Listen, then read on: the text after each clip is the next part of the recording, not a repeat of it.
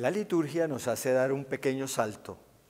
Veníamos con el Evangelio de Marcos y hoy nos encontramos con que empiezan una serie de relatos del Evangelio de San Juan. ¿Por qué? Porque indudablemente el Evangelio de San Juan tiene ciertos relatos que vale la pena el que todos los años los consideremos de alguna manera. Y uno de ellos es el de este domingo. Escuchemos con suma atención.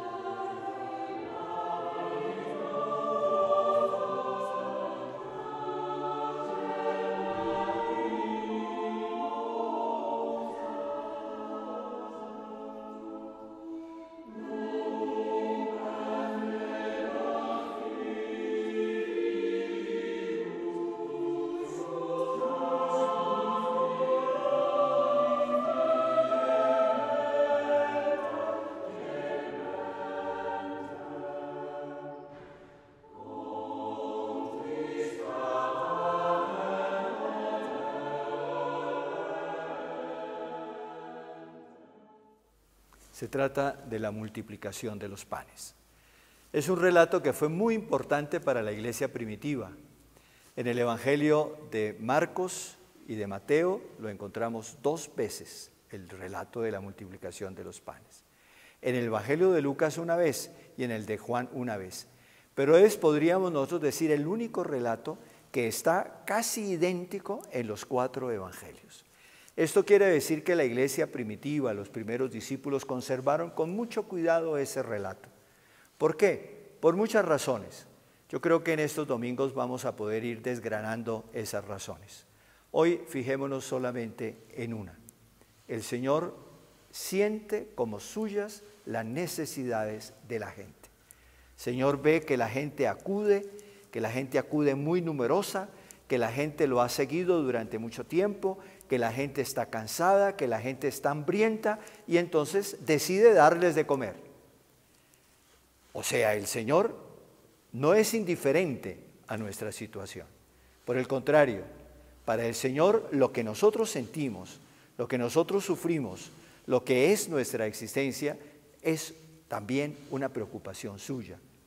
Es decir, nosotros podemos estar seguros de que no tenemos un Dios lejano, un Dios altísimo, un Dios inalcanzable, un Dios absolutamente inaccesible. No, tenemos un Dios que viene a nosotros, que toma en cuenta nuestras necesidades, nuestras dificultades, nuestras angustias, nuestros problemas y que camina con nosotros.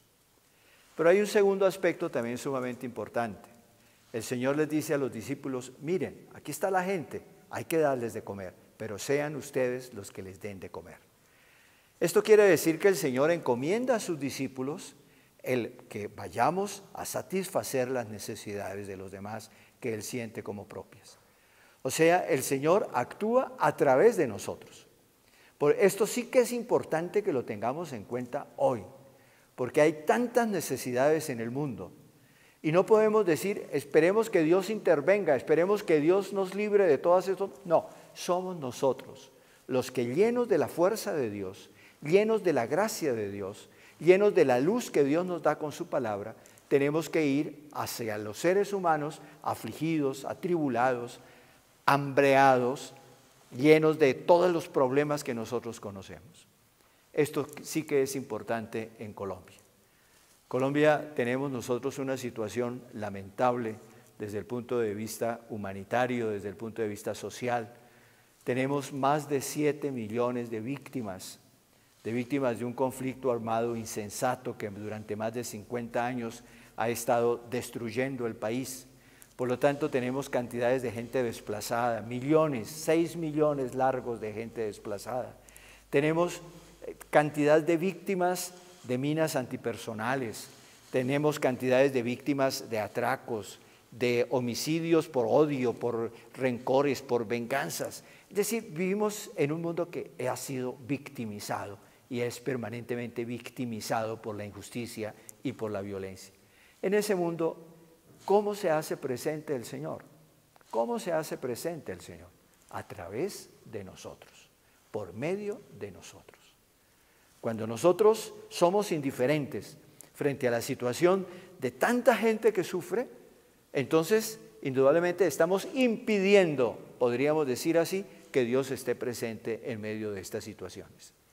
Pero cuando nosotros somos capaces de salir de nuestro egoísmo, de salir de nuestras comodidades y empezar a fijarnos en el hambriento, en el que pasa necesidad, en el desplazado, en la viuda, en el huérfano, en el discapacitado por una mina, entonces Dios empieza a estar presente porque nosotros, que Él nos ha elegido para ser sus discípulos, podemos manifestar su presencia y hacer tomar conciencia de su presencia. Qué bonito es esto para nosotros.